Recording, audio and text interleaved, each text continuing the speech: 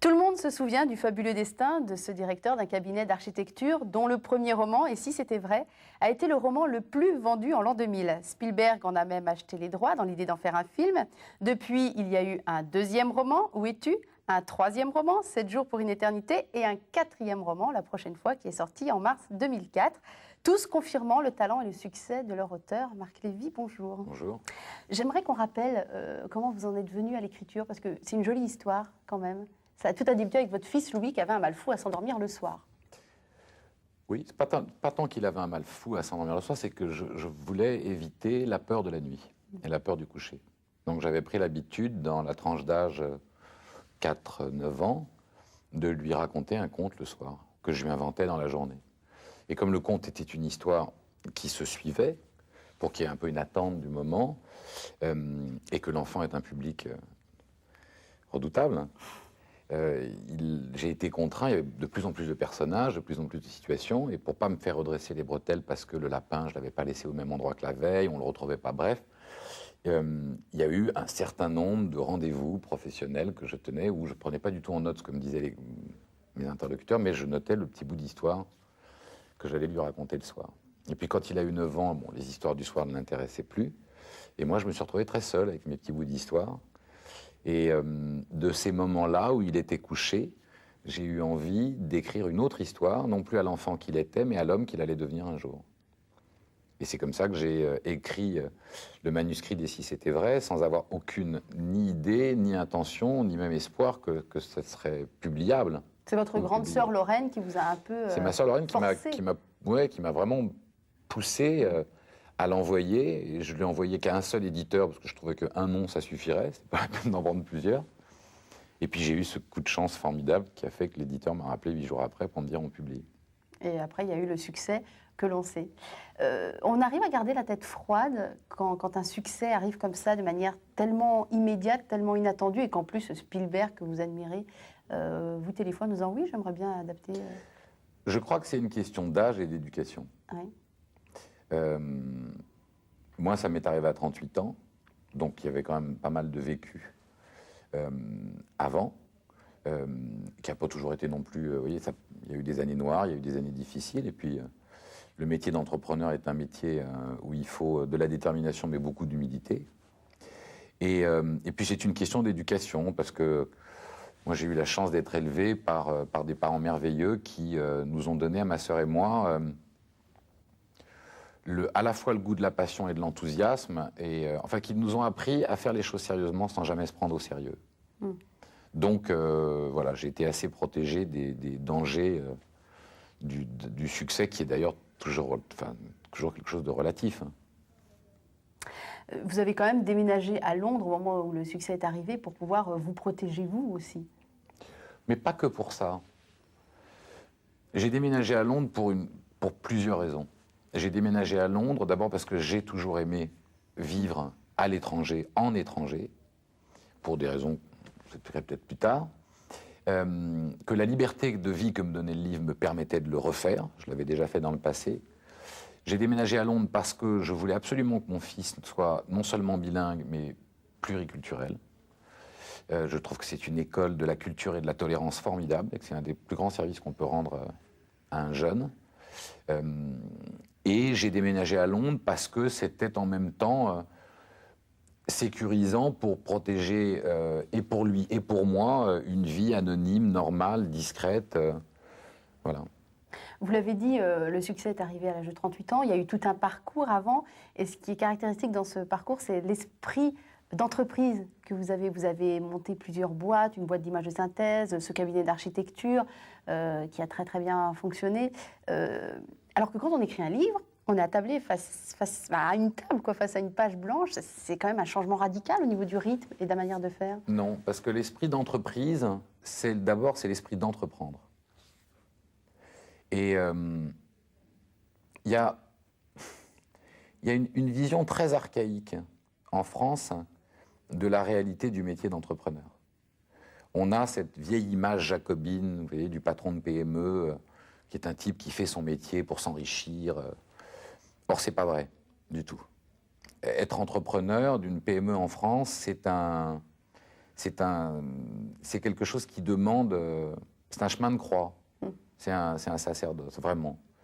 Je peux vous dire qu'il y a beaucoup de jeunes chefs d'entreprise en France qui sont de loin qui sont loin d'être les mieux payés de leur propre entreprise. Donc, créer une entreprise, c'est vivre une passion, qui est celle de la création. Quand on écrit un livre, c'est la même chose. Quand on fait un livre, c'est la même chose. Quand on fait un film, c'est la même chose. Quand on écrit de la musique, c'est la même chose. Et je ne crois pas qu'il y ait une telle dissociation. Ce qui est passionnant pour certaines personnes, c'est cette liberté d'entreprendre, c'est cette liberté de transformer une idée en quelque chose qui devient réel. Mais un livre, c'est assez solitaire, tandis qu'une entreprise, c'est un travail d'équipe. C'est une vraie oui, mais vous savez, une entreprise, c'est un travail d'équipe, mais finalement, la décision, on finit toujours par la prendre tout seul. Oui, c'est vrai que l'écriture est un quotidien très solitaire. Ça, c'est une grosse différence. Quand votre premier livre est sorti, vous disiez ne pas être un écrivain, vous disiez être un auteur. Là, vous en êtes à 4 livres aujourd'hui. On peut dire que vous êtes écrivain aujourd'hui? Mais vous pouvez dire ce que vous voulez. Et vous dites quoi alors? Mais moi, j'ai pas besoin de dire ça. C'est pas une question que je me pose. En France, le mot écrivain ne correspond pas à une fonction. Et d'ailleurs, c'est une question qu'on ne m'a posée qu'en France. Écrivain, pour un certain milieu germano-pratin, en France, enfin à Paris particulièrement, le mot écrivain est un titre. On ne s'attribue pas les titres soi-même. Donc si le mot écrivain est vu dans sa fonction, qui est celle de vivre de l'écriture, oui, je suis un écrivain, c'est mon métier, j'en vis. À partir du moment où je sens dans la question, pas dans la vôtre, où je sens dans la question cette titrisation de la fonction, c'est pas à moi de dire si je suis un écrivain ou pas. C'est aux gens qui lisent mes bouquins. Et voilà, et je trouve que c'est, encore une fois, c'est une question d'humilité. Donc en France, j'aime mieux dire que je suis auteur. Vous avez d'autres centres d'intérêt professionnel. Vous avez réalisé un court-métrage pour Amnesty International. Vous préparez, il me semble, un long-métrage. Donc vous êtes touche à tout. Mais qu'est-ce que vous avez la sensation d'avoir le mieux réussi dans votre vie? Rien, à part mon fils. C'est déjà pas mal. Oui, non mais je parlais quelque chose, lui c'est quelqu'un. Je ne suis pas touche à tout. Je crois que l'envie de réaliser un film ou l'envie d'écrire un livre, il y a une liaison commune, qui est celle de raconter une histoire. Un réalisateur, c'est un auteur qui a envie de raconter une histoire, avec des moyens qui sont des caméras et des moyens techniques qui sont des médias différents de ceux de l'écrivain ou de l'auteur. Mais vous savez, au départ, un film, c'est un scénario, c'est une écriture. Il n'y a pas de film sans scénario. Donc ce sont des travaux qui ont beaucoup de similitudes.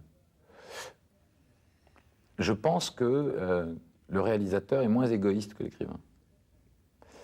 Je dis ça au second degré. Pourquoi? Parce que finalement, l'auteur d'un roman crée des personnages, il les met en scène, il les fait parler, il cadre lui-même, il rythme, il crée la musique, enfin voilà. Le réalisateur travaille en équipe. Et le travail du réalisateur dépend d'une formidable conjonction de talents autour de lui, ce qui fait que un film est pluriel. Mais hors ce contexte, je crois qu'un auteur, c'est un auteur. Là, vous parliez de ma sœur tout à l'heure. Ma sœur a écrit beaucoup de scénarios. Elle réalise son premier film qui sort au mois d'octobre. Et je crois qu'elle ne se pose pas la question de savoir si elle est réalisatrice, scénariste, écrivain. Elle est auteur. Et je trouve que c'est un joli mot, auteur. Je trouve aussi. On va parler de votre enfance, si vous le voulez bien, Marc Lévy.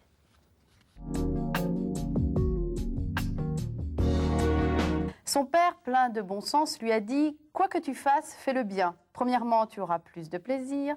Et deuxièmement, plus de chances que ça réussisse. » Il a conservé et fait mûrir en lui ce précieux conseil venu de l'enfance, une enfance que nous allons évoquer avec lui, avec vous, Marc Lévy.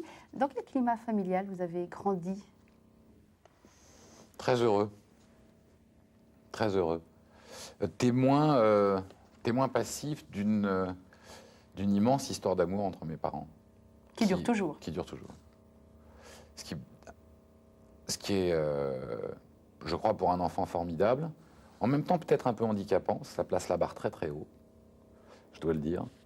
Mais j'ai été témoin, j'ai été élevé par mes parents à l'école d'une langue qui est absolument extraordinaire, qui est la langue des attentions.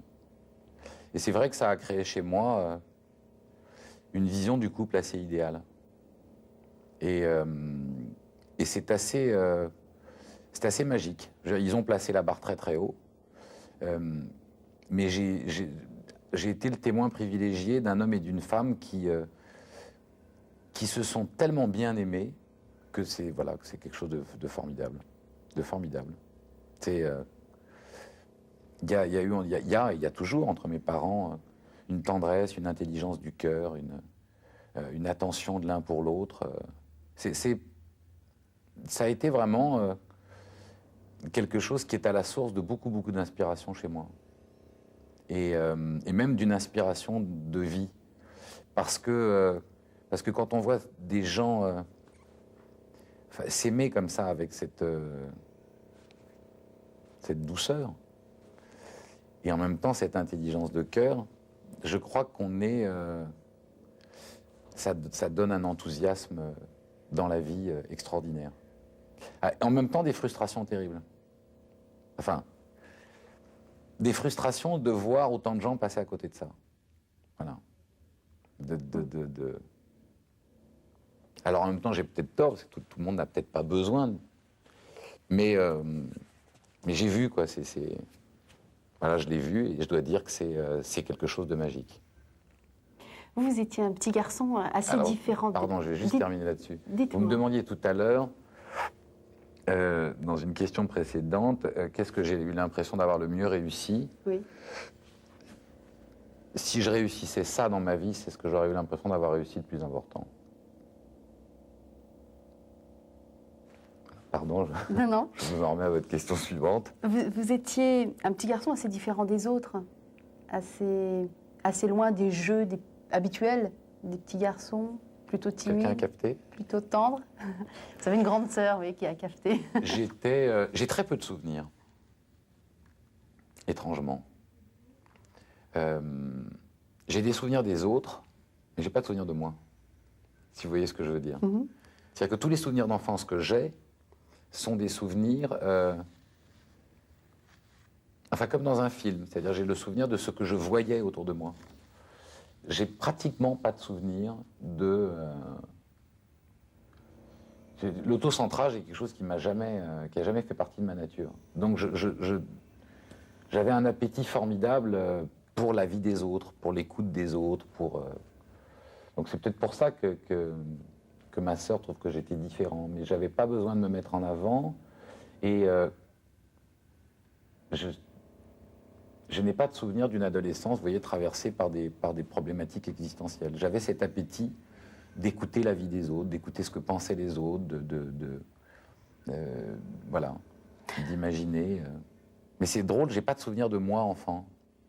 Je me souviens de mon enfance, mais voilà. Ouais, vous ne vous revoyez pas petit garçon, en fait. Voilà, je me vois pas moi petit garçon. Peut-être vaut mieux, peut-être pas. Je sais que j'étais mal barré au début, hein. Je louchais, je zozotais. J'ai eu des débuts difficiles quand même. Et vous vous exprimiez beaucoup par le piano. Ouais. Ça a été une sorte de forme de communication, en fait. Ça a été mon meilleur ami pendant très longtemps. Ouais. Ouais. Ça a été mon meilleur ami pendant très longtemps, le piano. Et en fait, je rentrais à la maison et je communiquais avec mon piano. Beaucoup en improvisation, alors? Toujours, oui. Ouais. À part cette fameuse messe de mariage à la façon, on va dire, de Handel que vous avez écrite pour un ami. Oui, mais qui était toujours une impro. Oui. Quand même. Moi, j'avais écrit, c'était un copain qui m'a demandé. C'était pas pour son mariage, c'était pour le baptême de son fils, si ma mémoire est bonne, que j'avais écrit une musique. Oui, c'était... J'avais entendu une phrase J'avais une prof de piano qui était une femme formidable, extraordinaire, qui s'appelait Madame Joubert, et qui était une amie d'une harpiste incroyable qui s'appelait Lily Laskin. Et un jour, elle avait fait venir, on était plusieurs de ses élèves, c'était au conservatoire de Neuilly. Et elle avait fait venir Lily Laskin, qui était une femme absolument, vraiment impressionnante. C'est-à-dire la finesse, la beauté de cette femme qui avait déjà un certain âge et qui portait cette harpe, alors qu'on avait l'impression que cette harpe allait l'écraser. Et Lily Laskin nous avait cité une phrase de Satie, mais qui était peut-être d'elle. Mhm. Et elle avait dit, avec les mots on fait des phrases, et avec les phrases on peut raconter tout et n'importe quoi. Avec les notes, on ne peut pas tricher. Et à la fin du cours, j'étais venu lui demander ce qu'elle avait voulu dire, et elle m'avait dit, on peut être triste et raconter quelque chose de drôle. On peut être de très très bonne humeur et raconter quelque chose de triste. Mais elle m'avait dit, je mets au défi un musicien qui est triste de jouer gaiement. Et c'est vrai qu'il y avait un rapport avec la musique et avec les notes qui est, je trouve, d'une honnêteté absolument fabuleuse. La note, la partition de musique, on appelle une phrase musicale, mais c'est une phrase qui n'impose rien et qui raconte tout. Vous regardez un public dans un concert, je parle d'un concert de musique classique ou d'un concert de jazz ou de blues, vous avez X centaines de personnes dans une salle qui écoutent la même musique et chacune, elle est dans son histoire. Et ils sont tous ensemble. Je trouve ça, c'est un moment extrêmement privilégié. Et puis le rapport qu'on a quand on peut jouer d'un instrument de musique, c'est la façon dont la musique rentre en vous, vraiment. D'abord, je trouve ça terriblement sensuel, et en même temps, c'est extrêmement physique. Donc voilà. Pardon, j'ai fait une réponse très longue. Non, non, mais c'était tout à fait intéressant. Dernière question. Alors, ce petit enfant, ce petit garçon que vous ne revoyez pas bien, vous pensez quand même qu'il serait fier de celui que vous êtes devenu? Je sais pas. Si je le revois un jour, je lui poserai la question. Tout est possible. Écoutez, je vais vous dire, je crois pas qu'il serait fier de ce que je suis devenu, parce que je crois que cette part d'enfance dont vous parlez, j'ai toujours tout fait pour la garder, tout en ayant les pieds sur terre. Je crois que la citadelle de mon enfance, c'est de conserver en toute situation et pour tout le sens et le goût de l'émerveillement. Et la seule chose qui vieillit en moi, c'est que je cohabite de moins en moins bien avec les gens qui, au nom d'une ambition ou d'une réussite, refusent ou dénigrent cette part d'émerveillement. Alors, la transition est toute faite parce que l'émerveillement, l'enthousiasme aussi, ce sera le thème de notre prochaine conversation. Merci Marc Lévy.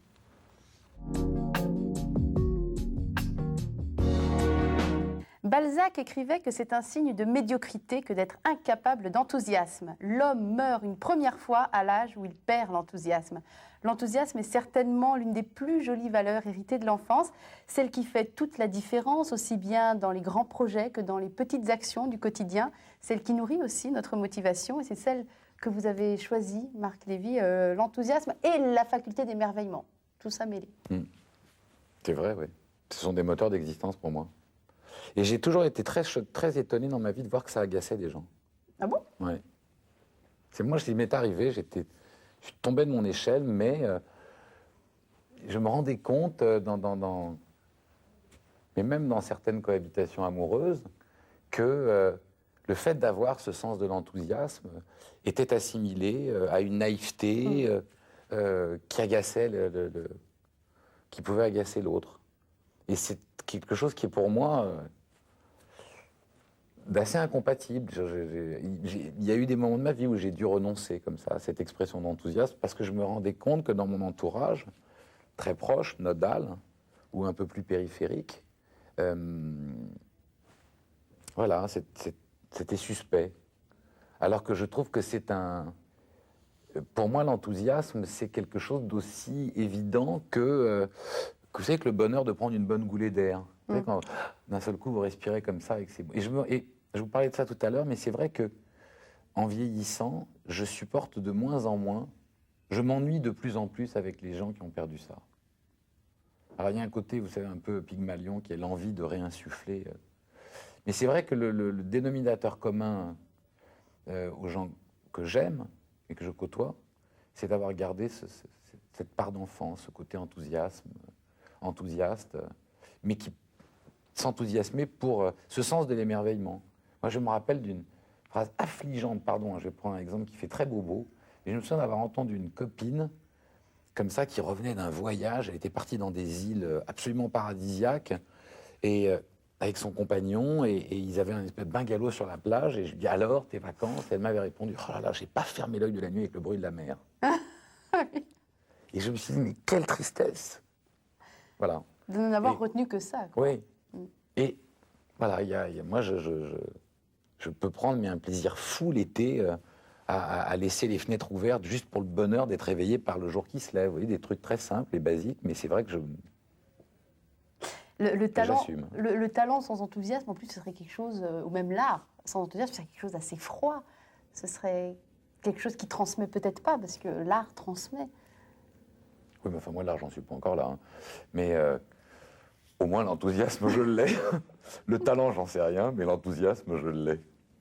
Je ne sais pas si vous savez que le mot enthousiasme vient d'un mot grec, et du grec anthéo, qui signifie un dieu intérieur. Voilà une très bonne nouvelle. Non, mais c'est joli. J'en suis sûr. Mais je pense que je pense qu'en tout cas, c'est une étincelle. Enfin, pas au sens... c'est une étincelle à l'intérieur de soi. Je trouve que c'est donner à un enfant, donner à un enfant ce goût de l'enthousiasme, c'est une énergie de vie qui est extraordinaire. Mais l'enthousiasme n'exclut pas le doute. Au loin de là, bien entendu. Mais l'enthousiasme n'est pas un cataplasme à tous les malheurs ou à tous les chagrins de la vie. L'enthousiasme, c'est comme une bobine qui remet les choses en route quand elle s'arrête. D'abord, vous savez, c'est comme, je ne sais pas si c'est un don ou si c'est une qualité, je pense que c'est un avantage. Comme celui d'avoir peut-être une éducation du goût au palais. L'enthousiasme, c'est quelque chose qui permet, dans le quotidien, auquel on attribue 1000 maux et fatalités, auxquels je ne crois pas, de trouver des vrais moments de bonheur dans des choses extrêmement simples. Et est-ce que vous n'avez pas, après une forte période d'enthousiasme par rapport à un projet, vous n'avez pas des grandes périodes d'abattement après? Non. Non. Non, mais attendez, je ne suis pas Bozo le clown. Pas dans cette liaison-là. C'est pas parce qu'on est enthousiaste dans la vie ou qu'on est optimiste qu'on n'a jamais de chagrin d'amour, de chagrin tout court, moi, des doutes, j'en ai tout le temps. La différence, c'est que l'enthousiasme, il évite peut-être le contemplatif et l'autocentrage. Voilà. C'est l'envie d'être plus exogène qu'endogène, vous voyez, d'être plus tourné vers l'extérieur. Mais c'est vrai que l'enthousiasme, c'est quelque chose qui fait qu'on peut être heureux parce qu'une phrase vous fait plaisir, parce qu'une attention vous fait plaisir, ou parce que la qualité d'un moment vous fait plaisir. Ah, je vais vous citer une phrase, moi, qui me fait plaisir. Elle est de vous. « Il y a ceux qui voient les choses telles qu'elles sont et qui se demandent pourquoi. Moi, je les vois telles qu'elles pourraient être et je me dis pourquoi pas. » Alors, il faut que je rétablisse une vérité historique. Cette phrase n'est pas de moi. Ah bon? Cette phrase, je l'ai citée dans un de mes livres, mais elle est de Kennedy. D'accord. Voilà. En même temps, elle vous colle à la peau. J'aurais pu en faire, voilà.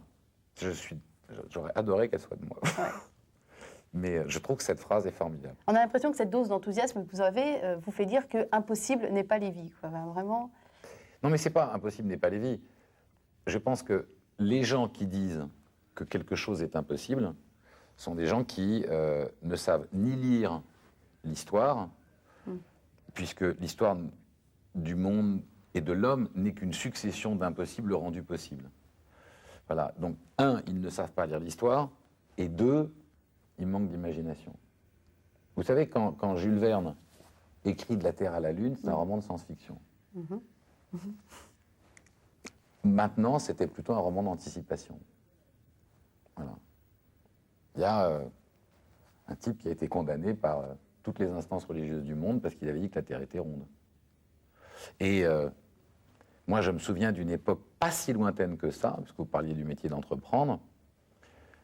Moi, il y a en 80, En 1980, 81, vous auriez dit à quelqu'un dans la rue, vous savez, on va mettre un papier dans une machine et puis on fait un numéro de téléphone et 10 secondes après, le papier ressort à New York. Le type aurait, bien sûr, puis on va se téléporter aussi, mon grand. C'était le fax.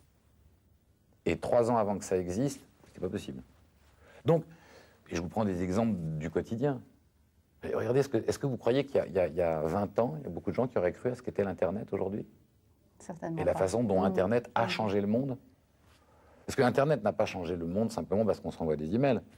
Internet change le monde parce qu'Internet transmet une information à une vitesse qui n'est plus contrôlable et gérable par notamment les instances politiques qui veulent empêcher certaines personnes d'accéder à une certaine information, avec ses défauts et ses qualités, mais en tout cas c'est une réalité qui change le monde. Donc, vous parliez de mon enfance tout à l'heure, je n'ai jamais écouté les gens qui disent c'est pas possible. Et ça vous a plutôt réussi. En tout cas, ça m'a rendu très heureux. Merci beaucoup, Marc Lévy.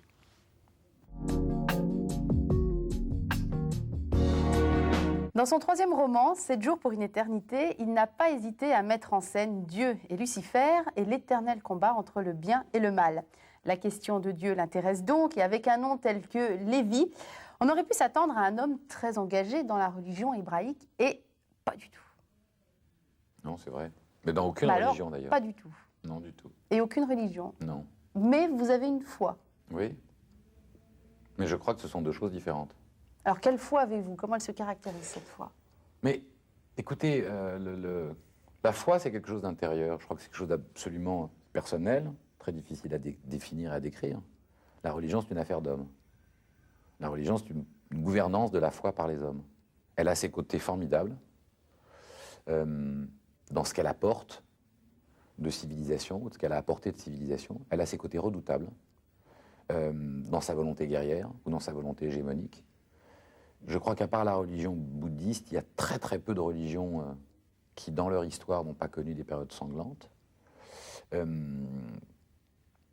Donc la qualité d'une religion, malheureusement, dépend de ce que les hommes en font.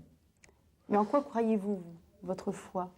Écoutez, je ne serais pas capable de vous répondre à cette question, mais je peux vous citer une phrase qui n'est pas de moi, mais dont j'ai oublié le nom de l'auteur, c'est pour ça que je fais cette précision, et qui dit, et que je trouve très intelligente, et qui dit « Celui qui croit en un Dieu alors qu'il ne le voit pas, et qui refuse de croire en l'homme alors qu'il le côtoie tous les jours est un menteur. »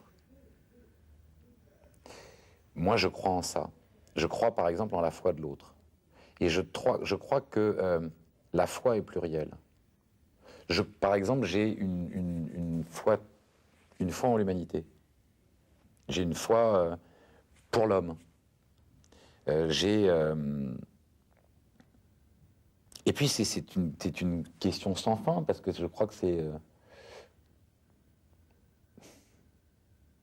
Je crois qu'il y a finalement peut-être un très joli point commun entre la foi et l'amour. C'est que ce sont des choses que nous ressentons toute notre vie et pour lesquelles, finalement, aujourd'hui, aucun mot ne peut les résumer. C'est drôle parce que dans vos livres, il y a toujours une partie de surnaturel. C'est toujours une histoire d'amour avec quelque chose dans un contexte un peu surnaturel. Et vous poussez quand même à croire à l'invisible. Je pense notamment à Si c'était vrai. Et là, vous nous dites que l'invisible, finalement, il ne faut pas forcément y croire. Ah, c'est pas ce que je suis en train de vous dire. Je suis en train de vous dire que si on croit à quelque chose d'invisible et qu'on veut essayer de décrire visiblement quelque chose d'invisible, on a de grandes chances de se tromper. D'accord. C'est ça ce que je veux dire. Et je pense que c'est peut-être à la source d'une des erreurs de la religion. C'est que finalement, la religion... par certains de ses côtés, parce que je ne renie absolument pas les effets très positifs de pratiquement toutes les religions, mais dans leurs excès, c'est cette volonté peut-être de diriger la foi, de gouverner la foi. Je ne crois pas, par exemple, et je ne veux choquer personne en disant ça, mais bien souvent, dans les religions, on mélange le respect d'une tradition, qui est quelque chose de parfaitement humain, de compréhensible, de respectable, et qui est un choix, qui est une liberté, avec une contrainte religieuse sous la menace. si vous voyez ce que je veux dire. Et ça, pour moi, c'est une atteinte à la foi. Vous voyez, je prends des exemples peut-être très caricaturaux, mais que l'on décide de manger cachère ou de manger du poisson le vendredi, parce que c'est le respect d'une tradition, et que ça nourrit la foi, ça, c'est un enseignement qui me satisfait. Mais que l'idée qu'on mange cachère, parce que si on ne mangeait pas cachère, ce serait mal vis-à-vis de qui? Et pourquoi vos parents ne vous ont pas élevé dans cette religion juive? Parce que, je vais vous dire très franchement, parce que mes deux grands-parents paternels sont morts à Auschwitz en déportation. Mon père a été torturé, il a été déporté. Après la libération, les Américains lui ont demandé de refaire le parcours du train dans lequel il avait été déporté pour déterrer les cadavres de ses copains et les identifier. Et je crois qu'il a eu beaucoup de mal à croire en Dieu après ça. Et qu'en tout état de cause, il a eu l'envie de nous laisser libres de ce choix-là. De croire ou de ne pas croire. Voilà. Et par rapport à la mort, elle vous fait peur, la mort? Je vous en dirais, alors, là, je trouve que la plus jolie phrase sur la mort, c'est Woody Allen qui l'a dite, qui a dit « Moi, ça ne me dérange pas de mourir, la seule chose que je voudrais, c'est de ne pas être là le jour où ça m'arrive. » C'est le passage qui vous inquiète plus que la mort en elle-même. Alors, je vais vous dire, la mort ne m'inquiétera absolument plus à partir du moment où mon fils volera de ses propres ailes. Voilà. Ça va m'arriver un jour, comme à tout le monde. Bon, j'ai une passion pour la vie, donc plus tard ça m'arrive, mieux ça sera. Je n'ai d'inquiétude par rapport à la mort que celle de la dépendance affective et dans la construction de l'homme que va devenir mon fils. Alors, si je n'ai pas d'autres enfants, la seule bonne nouvelle, c'est que je vais être libéré de cette trouille dans une dizaine d'années. Si j'en ai d'autres, il faudra que je repousse l'échéance de cette peur, parce que je reproduirai cette même peur avec mes autres enfants. Et vous avez un espoir pour un au-delà? C'est pas quelque chose qui m'obsède. Je pourrais faire le pari de Pascal. Je trouverais dommage qu'avec tous les efforts qu'on entreprend pendant cette vie, s'il n'y a rien après, mince. Donc j'aime bien, intellectuellement, jouissivement parlant, l'idée que ça soit comme une espèce d'escalier, et que la vie que nous passons sur Terre ne soit qu'un des chemins de la vie vous voyez, avec une plus grande distance. C'est quelque chose de rassurant, d'enthousiasmant, de se dire qu'il y a quelque chose après. Mais en même temps, bon... alors je vais reprendre ce que je vous disais tout à l'heure. Tant qu'on ne m'aura pas prouvé que c'est faux, j'ai aucune raison d'accepter que ça soit impossible. Mais en même temps, je ne me nourris pas de cet espoir-là.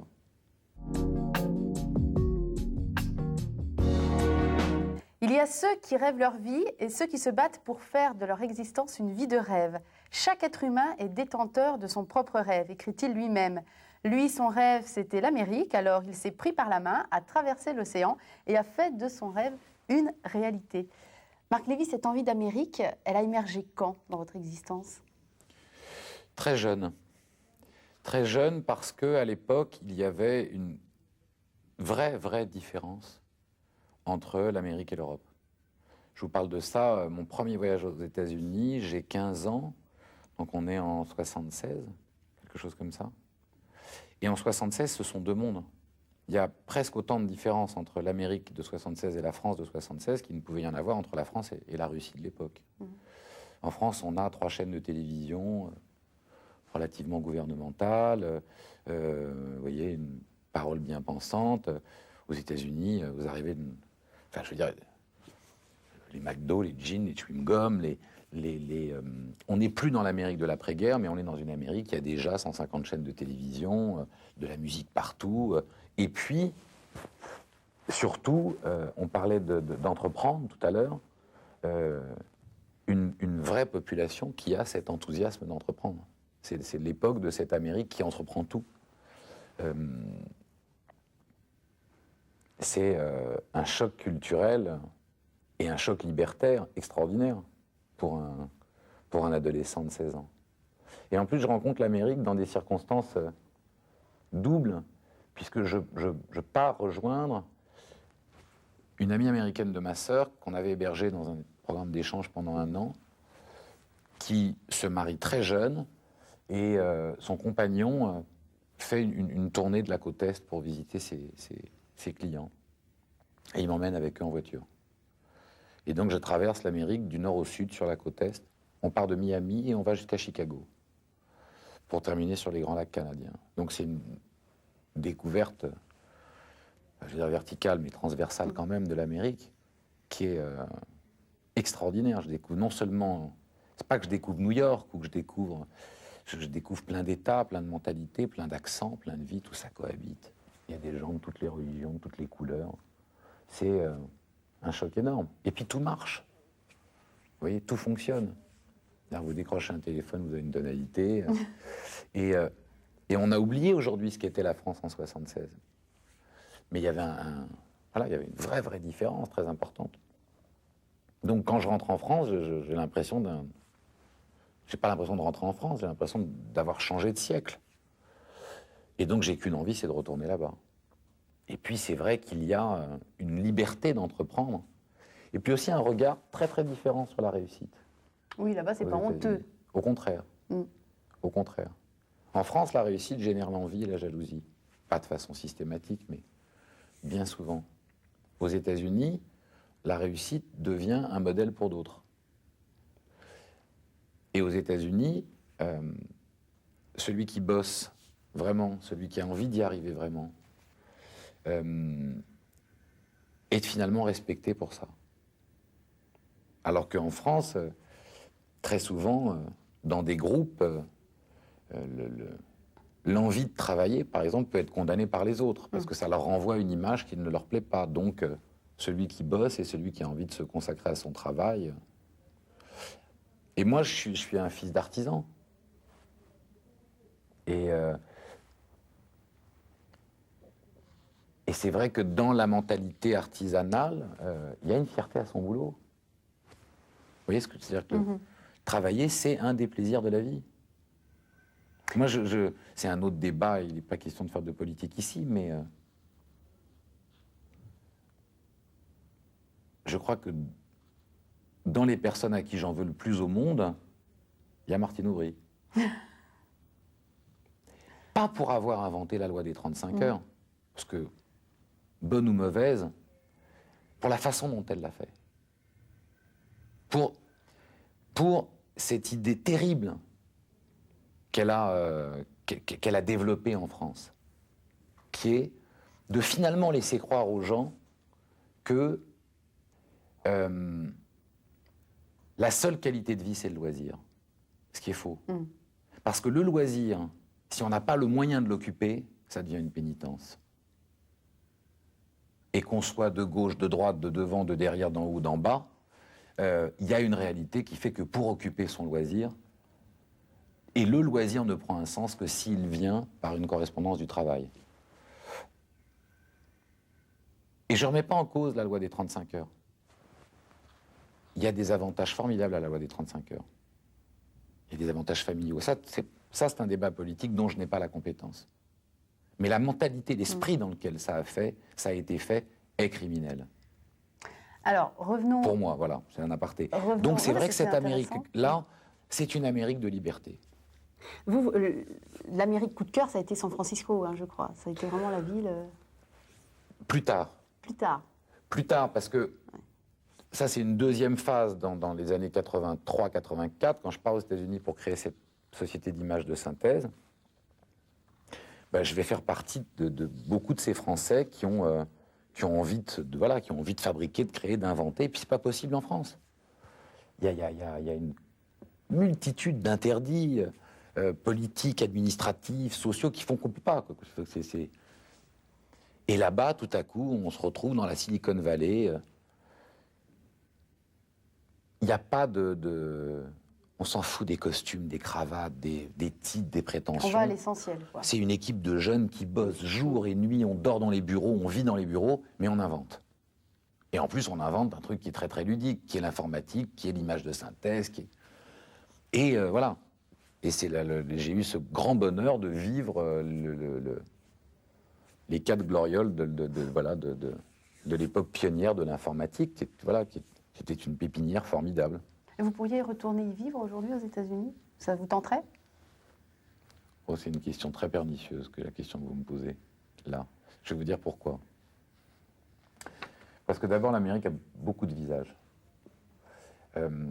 Que quand on connaît un peu les États-Unis, il faut comprendre qu'il n'y a pas une Amérique. C'est un petit peu comme si vous demandiez aujourd'hui à un Américain, est-ce que ça vous tenterait de revenir vivre en Europe? Il vous dirait, mais où? Parce que vivre à Rome, vivre à Londres, vivre à Prague ou vivre au Portugal, ça n'a rien à voir. Ça reste l'Europe, mais c'est des modes de vie. Oui, j'adorerais retourner vivre aux États-Unis, dans certains endroits des États-Unis. Mais vous savez, l'Amérique du Nord est presque un continent en soi.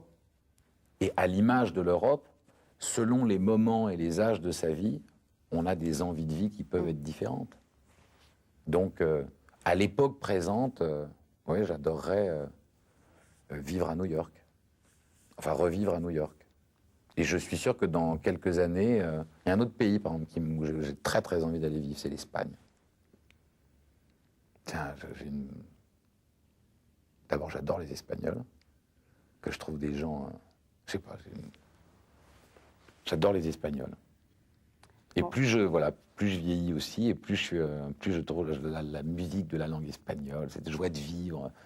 C'est quand vous arrivez dans Madrid ou dans Barcelone, cette espèce de joie de vivre, de fête qu'il y a dans la rue, les gens, ils ont les mêmes emmerdes que nous, mais il y a un sourire aux lèvres, qui moi me touche.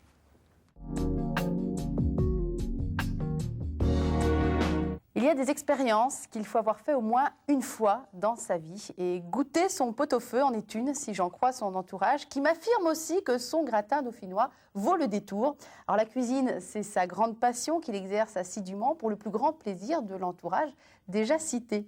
Dans quel état vous êtes quand vous cuisinez, Marc Lévy? Ça dépend. Ça dépend du plat. Alors, le pot-au-feu, par exemple. Non, quand c'est un plat que je maîtrise, je suis très zen, sauf au moment de passer à table, où je peux devenir un tyran. Parce qu'une fois que vous avez passé 4 heures ou 5 heures en cuisine, vous avez préparé un plat et vous dites à vos amis à table et qu'ils mettent un quart d'heure pour s'asseoir, ça peut me rendre fou. Parce que ça va être foutu, ça va arriver trop cuit, trop... Donc voilà, c'est le seul moment de tension, le moment de servir. Non, aussi s'ils le mangent en discutant sans vraiment faire attention à ce qu'ils mangent aussi. Ah non, non, alors pas du tout. Pas du tout. Non, non, il y a... Pas plus que dans l'écriture, moi je n'ai jamais eu dans ma vie de problématique d'ego. L'idée de la cuisine, c'est le grand bonheur de la cuisine. Il y a deux bonheurs dans la cuisine. Il y a la préparation, qui commence par aller faire le marché.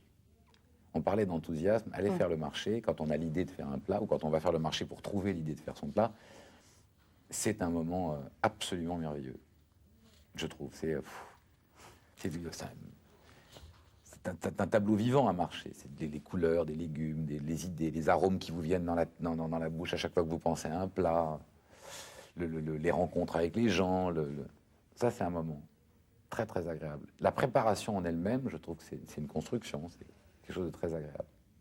Et puis après, il y a la dégustation avec les amis, qui est un vrai moment, un pur moment de partage. L'idée de réunir justement des amis autour d'un bon plat, ça fait partie de votre plaisir de cuisiner. Ah oui, oui. Vraiment. Bah oui, c'est un vrai... Et alors, ce qui est encore plus agréable, c'est de cuisiner en vacances ou en week-end. Quand j'habitais Paris, un des vrais bons moments de la semaine, c'était que ma cuisine était devenue le lieu de retrouvailles de toute la bande le dimanche. Et les copains n'appelaient même pas pour savoir s'ils pouvaient venir. Ils venaient directement. Donc moi, le dimanche matin, je partais faire mon marché et je ne savais pas si on serait 4, 6, 8 ou 12. Et voilà. Et les copains arrivaient, c'était table ouverte, et il y en avait qui arrivaient à midi et qui repartaient après le film du soir. Et ça, ce sont mes meilleurs souvenirs parisiens. J'ai entendu dire que vous étiez assez maniaque. Moi, je vous imaginais plutôt comme un tyran en cuisine, enfin une miette qui tombe par terre, vous la ramassez immédiatement. Ah non, mais ça, c'est deux choses différentes. Être maniaque, oui. Non, mais vous pourriez ne vouloir que personne ne mette les pieds dans votre cuisine. Pas du tout. Beaucoup de cuisiniers comme ça, c'est... C'est un lieu sacré. Je vais vous dire, j'ai toujours choisi mes appartements par la cuisine. Et j'ai jamais eu de salle à manger. C'est un truc qui m'ennuie beaucoup. Parce que j'ai toujours aimé les cuisines ouvertes où on mange dans la cuisine. Parce que je trouve que, au contraire, j'adore que les copains arrivent plus tôt et cuisiner devant eux. Et c'est formidablement... je vais enlever le mot formidablement, je ne trouve pas le mot qui va après. C'est très agréable quand il y a quelqu'un qui a envie d'apprendre une recette avec vous. J'ai une cousine, une vraie cousine. Qui est connue. Qui est une grande cuisinière, qui a beaucoup de talent et à qui je dois beaucoup de choses. Et alors, quand on est ensemble... On peut la citer. C'est Julie Andrieux. Julie Andrieux qui fait la cuisine sur TF1 et qu'on a découvert sur Teva. Mais qui, elle, en plus, elle a une chose, c'est qu'elle a un vrai don. C'est-à-dire qu'elle a un don et une culture. Parce que la cuisine, à un certain niveau auquel elle est, moi je suis à des années-lumière de ça, c'est quelque chose qui... c'est une vraie culture. Par exemple, Julie a une culture des épices qui est absolument extraordinaire. Il y a une variété d'épices absolument incroyable. La façon dont on les mélange, dont on les combine, dont on les cuit. Mais vous dites que c'est une culture, mais c'est vos parents qui vous ont transmis? Ah non, moi je suis un autodidacte qui fait quelques plats comme ça. J'ai une passion pour la cuisine, mais ma compétence culinaire est très limitée. Alors là, on parlait de Julie. Julie est quelqu'un qui a une vraie compétence en cuisine. Et c'est vrai que quand elle vient, quand on fait la cuisine ensemble, faire la cuisine à deux, c'est un moment extraordinaire. De communion? Ça, c'est tellement agréable de partager ça. Il paraît qu'en voyage, vous êtes assez infernal, parce que plutôt que visiter les musées, vous visitez les boucheries, vous. Oui. Les marchés. Mais oui, je fais ça. J'adore ça. Quitte à vous faire arrêter à la douane, éventuellement. Ça m'est arrivé, mais c'est vrai que j'aime beaucoup voyager. Et quand je partais comme ça, seul ou avec un copain, un week-end dans une ville d'Europe, mais avant que l'Europe ne soit aussi libre. Un des trucs qui était une passion pour moi, c'était d'aller faire le marché. Par exemple, à Prague, j'allais au marché comme si j'étais pragois, et puis je remplissais ma valise avec la bouffe du marché. Je rentrais à la maison comme si je revenais de faire mon marché. Et du coup, le dimanche ou le lundi, j'invitais les copains, et c'était génial. Tout à coup, pardon, mais vous mangez une saucisse, et la saucisse vient de Moscou. Elle n'est pas faite, elle a un goût, c'est extraordinaire. Donc c'est vrai que c'était des découvertes qui me passionnaient. Je continue à faire ça. J'ai ramené de la viande. Il y a une époque où la viande américaine était absolument exceptionnelle. Mais vraiment exceptionnelle. Et à chaque fois que j'allais aux États-Unis, en hiver, je ne le faisais pas en été, mais en hiver, quand il faisait bien froid, alors je passais chez un boucher à New York et je lui faisais mettre de la viande sous vide. Je mettais ça dans le fond de ma valise et en arrivant à Paris, hop, je la mettais au congélateur et ça n'a aucun intérêt ce que je vous raconte. Non, mais je trouve que vous partagez pareil. Encore une fois, on retrouve cet enthousiasme et cet appétit aussi. Parce que l'appétit, ça vient, vous parlez de cuisine, je trouve ça assez révélateur. Aller dans un supermarché à l'étranger et ramener... Vous allez en Pologne, vous ramenez des cornichons de Pologne, c'est pas du tout les mêmes que les cornichons qu'on a. Et alors quand vous êtes allé les acheter sur le marché, dans la Saumure, c'est le grand moment du cornichon. Donc voilà, il y a plein de choses comme... Non mais c'est vrai, c'est très ludique, c'est très marrant, et puis c'est beau un marché, c'est vraiment beau. Puis alors le bonheur d'être dans une cuisine avec des gens qu'on aime, Il y a tous les téléspectateurs qui vont écrire pour aller dans votre cuisine et faire la cuisine avec vous. Non mais moi je suis pas... un grand moment aussi. Hein. Moi je suis... Pour la convivialité. Oui, c'est ça, je suis pas... Je peux vous assurer que quand je vois Julie cuisiner, moi je me sens tout petit dans mes souliers. Non mais si, on va tous s'inviter. Vous allez voir, ça va être très sympa. C'est dit. Merci Marc Lévy. Ce n'est pas nous qui écrivons les mots, ce sont eux qui nous écrivent. Les mots, il a pris l'habitude de les manier depuis qu'il commet des romans, des mots qui servent ces jolies histoires et qui, pour l'heure, vont nous servir de base à une discussion à bâton rompu. Des mots que je vais vous proposer, Marc Lévy, et sur lesquels je vous demande de bien vouloir réagir. La chance. C'est bien d'en avoir. C'est bien d'en avoir. Je vais vous citer une phrase de Pasteur qui a un rapport avec ça et qui disait « La chance ou le hasard ne saurait qu'aux esprits préparés ». Je pense que la chance, quand elle arrive, la vraie chance, c'est de savoir la prendre. L'honneur. C'est essentiel pour moi. C'est la première des valeurs d'un homme. C'est peut-être aussi une de ses limites. Mais j'ai, grâce à mon père, compris très très jeune et très très tôt que l'important dans une vie n'est pas l'endroit où on arrive à la fin, mais la façon dont on y est arrivé. Et la chose la plus importante, c'est pendant tout le chemin de n'avoir jamais perdu son honneur à une seule seconde. C'est pas... être un homme est à la portée de tout le monde. Le rester toute sa vie est une chose qui est très différente. Donc l'honneur, c'est essentiel. Le bonheur? Très aussi essentiel. C'est lié. Le bonheur, c'est quelque chose qui se goûte à l'appétit de tous les jours. C'est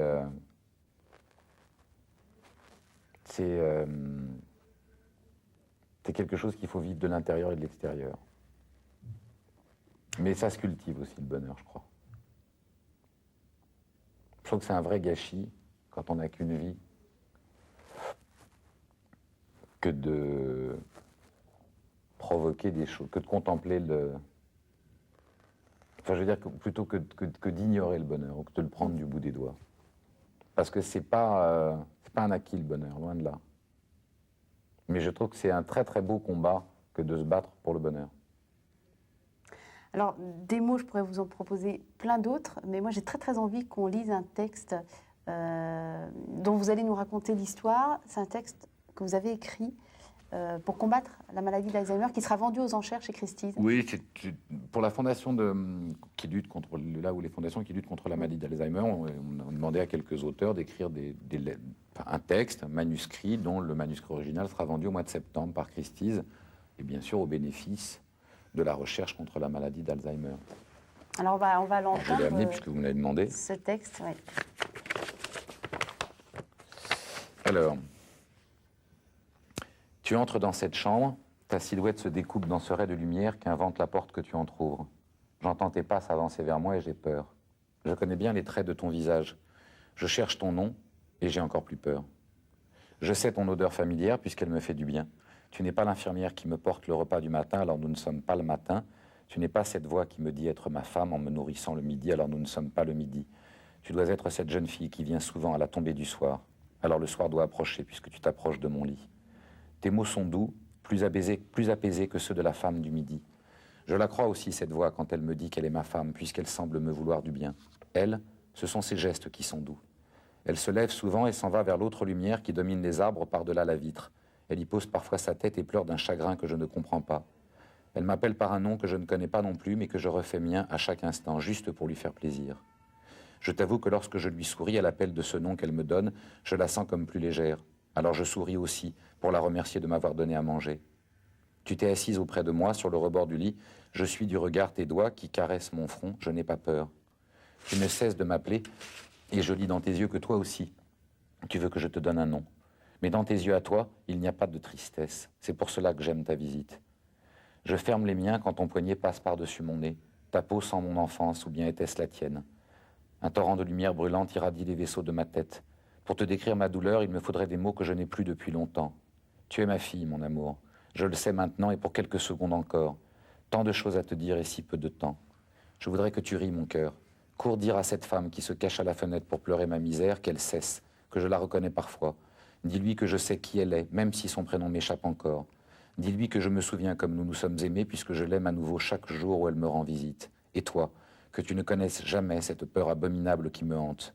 Ne crains plus ma mémoire qui s'efface, car tant que la tienne demeure, je continuerai d'être. Il faut que je te laisse, la lumière s'éteint à nouveau.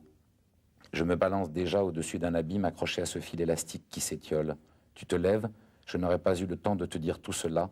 La porte se referme sur ton sourire délicat. Demain, avec un peu de chance, je saurai encore qui tu es quand tu me rendras visite. Bonne nuit, mon amour. Ici, je dors et j'attends. C'est très fort. Merci. Très joli. Et donc, on rappelle que c'est aux maladies de la profit... C'est au profit de la maladie. Je suis toute troublée, vous voyez. D'Alzheimer. Et ça sera vendu par Christie's, je crois, le 18 septembre, mais en tout cas au D'accord. mois de septembre. Il suffit d'appeler Christie's et de leur demander. Et d'ici là, avec des lettres, enfin des textes d'autres D'autres auteurs, bien entendu. Voilà, d'ici là, Cathéo se renseignera. Et vous pouvez évidemment nous contacter si vous voulez éventuellement acheter ce texte. Je vous remercie beaucoup, Marc Lévy, d'être C'est moi venu qui vous remercie. nous rendre visite dans cette émission. On a appris à vous découvrir un peu différemment, tous ceux qui ont pu lire vos romans. Et on attend le prochain avec impatience. Merci. Et puis un long métrage, on a dit. J'espère. Pour très bientôt. On va guetter tout ça. Merci beaucoup, Marc Lévy. Merci.